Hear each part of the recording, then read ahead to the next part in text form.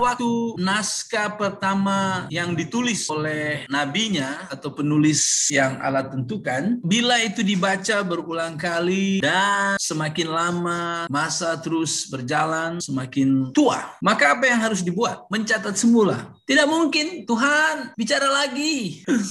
Maka yang terjadi adalah kerja menulis semula, bukan print out semula. Kalau print out semula itu senang saja, bukan? Dalam melakukan menulis semula, ini betul-betul dilakukan dengan sangat sulit, menggunakan setiap pengaman, safety, agar tidak dapat terjadi kekeliruan apabila menyalinnya semula. Walaupun sangat sulit untuk melakukan itu, tetapi mereka akan lakukan semua pengaman, tak kisah betapa sulitnya, supaya boleh menjamin tulisan itu kembali ditulis secara akurat. Sebab ini firman Tuhan, tak boleh ditambah, tak boleh dikurang tentunya. Mereka orang Yahudi ini menghitung semua huruf yang ditulis pun mereka harus hitung. Sama tak? Misalnya buku Yesaya berapa ribu huruf, sekarang ditulis lagi berapa ribu, sama tak? Jumlah kata dalam setiap buku harus dihitung dan sebagainya. Walaupun ditulis dengan tangan, jumlah naskah antik dari Alkitab jauh lebih banyak daripada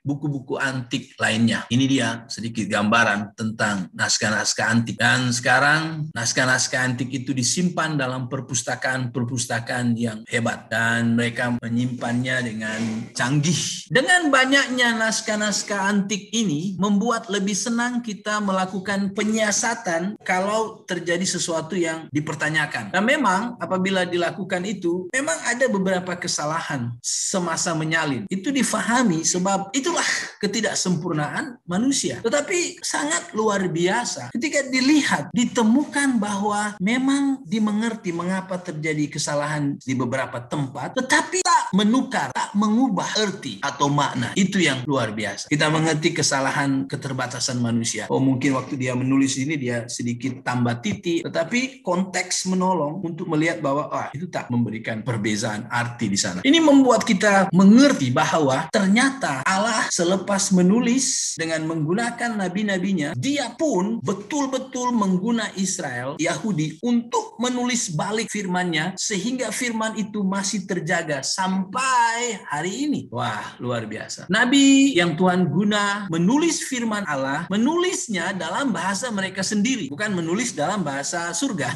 Allah mau berkomunikasi dengan manusia. Hampir semua buku dalam Perjanjian Lama ditulis dalam bahasa Ibrani. Ini bahasa Ibrani. Ya, ini dia. Ada sedikit dalam bahasa Aramaik ya. Ini dia buku Perjanjian Lama. Dan lihat sudutnya di sini, bukan di sini. Harus dibaca dari kanan ke kiri. Nah, Perjanjian Baru lain. Semua ditulis dalam bahasa Yunani dan ada sedikit ditulis dalam bahasa Aramaik juga. Bahasa Yunani macam ini, dia harus dari sini ke sini. Sama seperti kita. Bagaimana ada yang tahu bahasa Ibrani dan bahasa Yunani? Kalau kita tidak tahu, maka perlu diterjemahkan. Dan ini pekerjaan yang sangat mencabar. Misalnya ya, kalau saya mau menerjemah bahasa BM ke Inggris, padi, mereka pasti tulis rice saja. Wah, ada kemiskinan bahasa pada bahasa Inggris untuk padi atau beras. Sebab apa? Sebab konteks kita mempunyai konteks yang begitu banyak, begitu kaya tentang beras. Karena itu makanan pokok kita. Sehingga kita punya banyak hal tentang beras. Tetapi di negara lain tidak. Sebaliknya, tentang roti di negara barat mempunyai banyak details, mempunyai banyak hal. Dan kalau mau terjemahkan itu ke bahasa kita, wah kita roti saja. Kita tidak terlalu banyak hal. Jadi dalam melakukan penerjemahan memang sangat-sangat mencabar. Tetapi harus, karena kita tidak bisa paham kalau kita tidak lakukan terjemahan. Oke, menarik sekali pada tahun 1947 di Gua Qumran ditemukan naskah-naskah yang sangat antik dan sangat tua. Ditemukan ratusan gulungan kitab suci di suatu gua di Laut Mati yang berjarak 33 km dari Yerusalem. Naskah itu ternyata ditulis sekitar 1000 tahun yang lalu. Dan ini oleh para pakar disiasat dan ditemukan tak ada perbezaan yang berarti lah ya. Ada sikit-sikit dan dimengerti bahwa ya itu faham, kan kita faham mengapa ada hal itu. Tetapi wah ini suatu penemuan yang luar biasa tahu.